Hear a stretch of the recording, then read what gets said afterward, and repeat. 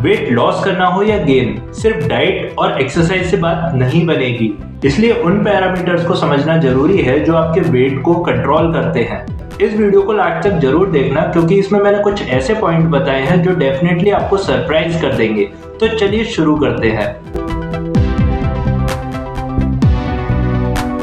दोस्तों, हमारे शरीर का वेट 5 कंपोनेंट्स में डिवाइड है।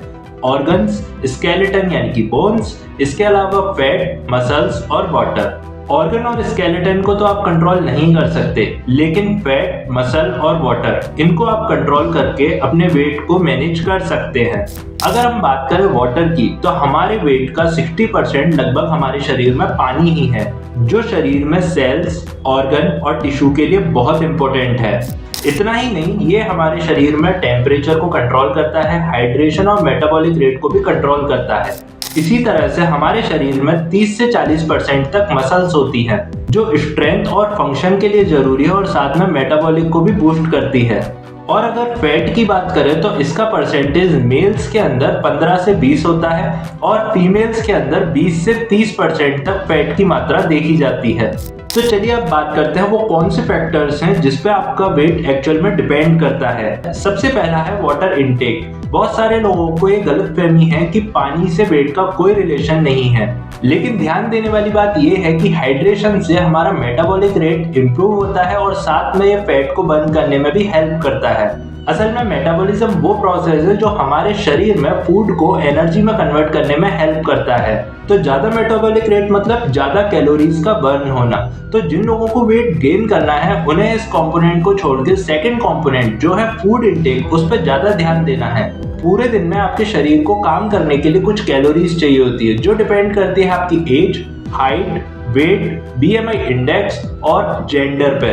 तो अगर हम इसको कंट्रोल कर लें तो आप रेगुलर अपने वेट को गेन या लॉस कर सकते हैं। फॉर एग्जांपल, अगर आपको दिन भर में 2000 कैलोरीज की ही रिक्वायरमेंट है, लेकिन अगर आप वेट गेन करना चाहते हैं तो आपको 2000 से ज्यादा कैलोरीज लेनी पड़ेगी। लगभग आपको 2500 से 3000 कैलोरीज लेनी पड़ेगी। वहीं अगर आप वेट लॉस करना चाहते हैं तो आपको 1500 कैलोरीज मतलब 500 कैलोरीज कम लेनी है।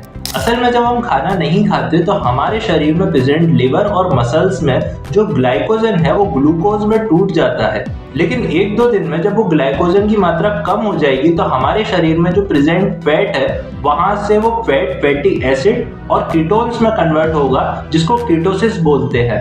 इससे आपका वेट लॉस तो होगा, लेकिन ये लॉन्ग टर्म के लिए अच्छी प्रोसेस नहीं है, क्योंकि कुछ समय के बाद आपके जो मसल्स हैं वहां से वो टूटने शुरू होते हैं और वो वीक होने लग जाते हैं। तो ध्यान रहे, अगर आपके मसल्स लूज होने स्टार्ट हो जाएंगे तो आपका मेटाबॉलिक रेट भी स्लो हो जाएगा। तो फिर खाएं क्या? जो लोग वेट लॉस करना चाहते हैं उन्हें अपनी डाइट के अंदर high protein, high fibre include करना है और अपनी डाइट में से कार्ब्स को काट देना है।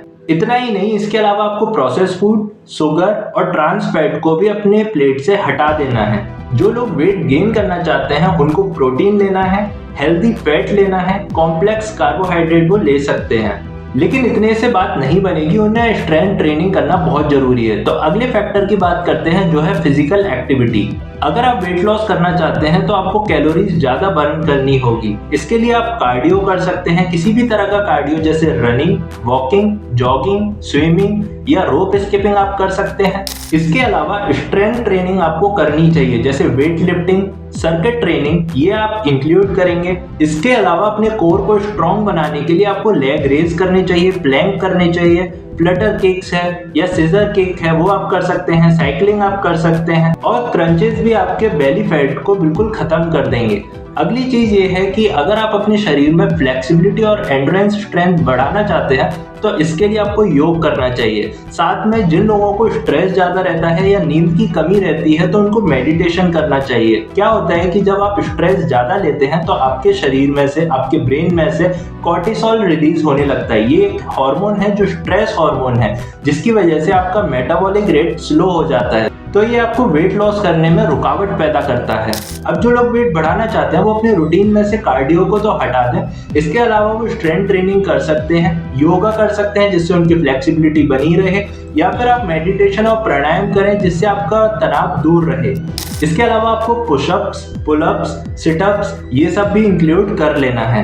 इतना सब आपने कर लिया लेकिन आप एक अच्छी नींद नहीं ले रहे हैं तो समझ जाना कि आप कितना भी अच्छा डाइट ले लें, कितनी भी एक्सरसाइज कर लें, आपका वजन ना कम होगा ना बढ़ेगा।